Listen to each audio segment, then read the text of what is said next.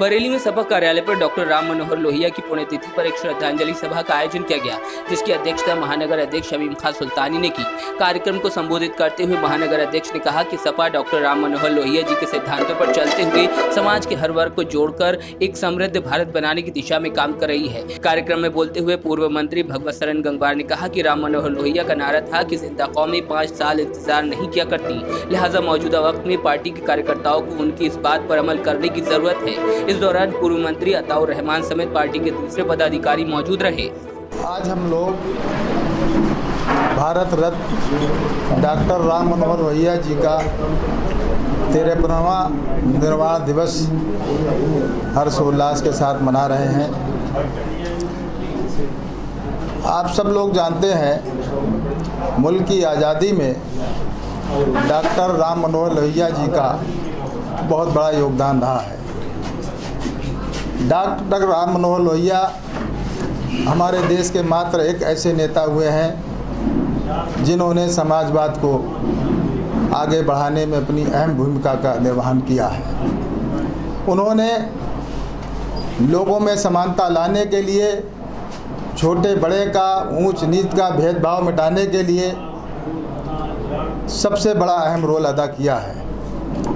उन्हीं के पद चिन्हों पर चलते हुए हमारे पार्टी के पूर्व राष्ट्रीय अध्यक्ष और संरक्षक परम आदरणीय माननीय मुलायम सिंह यादव जी, उन्हीं के पद चिन्हों पर चलते हुए उन्होंने समाजवाद की विचारधारा को आगे बढ़ाने का काम किया है। इसी कारण हमारे देश के पूर्व प्रधानमंत्री स्वर्गीय श्री चौधरी चरण सिंह जी ने अपने बेटे अजीत सिंह जी को अपना राजनीतिक पुत्र ना मानते हुए आदरणीय मुलायम सिंह जी को अपना राजनीतिक पुत्र माना। डॉक्टर राम मनोहर लोहिया जी का जो योगदान है हमारे देश के लिए, उसे कभी नहीं भुलाया जा सकता। इसीलिए हम लोग डॉक्टर राम मनोहर जी को आज भी याद करते हैं और उनका एक कथन हमेशा याद रखते हैं, जो कि उन्होंने कहा था, लोग मेरी बात मानेंगे लेकिन मेरे मरने के बाद। आज हम सब लोग उनके 53वें निर्वाण दिवस को बड़े हर्षोल्लास के साथ पूरे प्रदेश में समाजवादी पार्टी के जिला मुख्यालयों पर मना रही है, और जहाँ जहाँ उनके पार्क हैं वहाँ भी हमारे पार्टी के लोग उनके निर्वाण दिवस को मना रहे हैं। धन्यवाद। आज हमारे भारत के बहुत ही बड़े राजनीतिक नेता डॉक्टर राम मनोहर लोहिया जी का निर्वाण दिवस था और हम लोगों ने उसी को मनाने का काम किया है।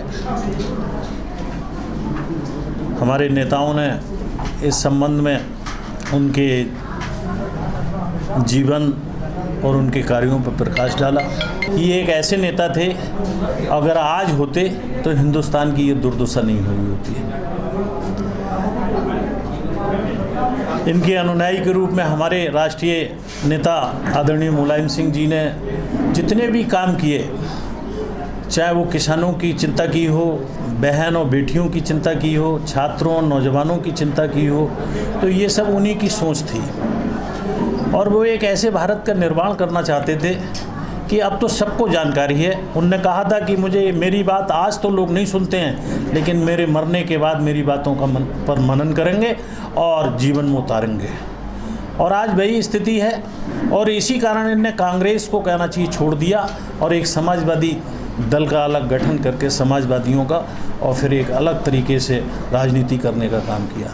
साथियों से हम लोगों ने यही बात कही थी कि राम मनोहर लोहिया अपनी नीतियों के बारे में, अपने अनुशासन के बारे में इतने प्रतिष्ठित व्यक्ति थे कि केरल में उनकी सरकार चल रही थी और वो एक आंदोलन में जेल में थे, और उनने जेल से ही केरल की सरकार को इसलिए अपदस्थ करने का आदेश कर दिया अपनी सरकार को कि उनने निहत्थे छात्रों पर गोली चला दी थी वहाँ की सरकार ने। तो ऐसे लोहिया जी का आज हम लोगों ने निर्वाण दिवस मनाया। इनका एक कहना और था कि जाबाजी से राजनीति करने का काम करो, जिंदा कौमें 5 साल इंतज़ार नहीं करती हैं। तो और बहुत सारी बातें कहने को है, लेकिन आज मैं इतनी बात कह के अपनी बात ख़त्म।